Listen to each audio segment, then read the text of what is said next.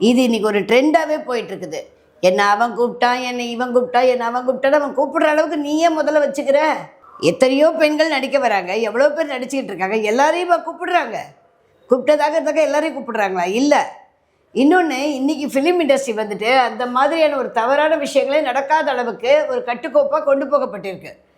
Apart from that ஏதோ 1-2 நடக்குதுன்னா அது இவங்களோட வில்லிங் இல்லாமல் நடக்காது. சரியா? ஒரு பிரபல நடிகர், அது ஒரு முன்னணி நடிகர் வந்து அவரோட மேனேஜர் வந்து என்னை கூப்பிட்டாரு அப்படின்னா, மேனேஜர் கூப்பிடும்போது நீங்கள் அதை ரெக்கார்ட் பண்ணியிருக்கக்கூடாது. ரெக்கார்ட் பண்ணியிருக்கலாம் இல்லையா? ரெக்கார்ட் பண்ணி கம்ப்ளைண்ட் கொடுத்துக்கலாமே மேனேஜர் மேலே.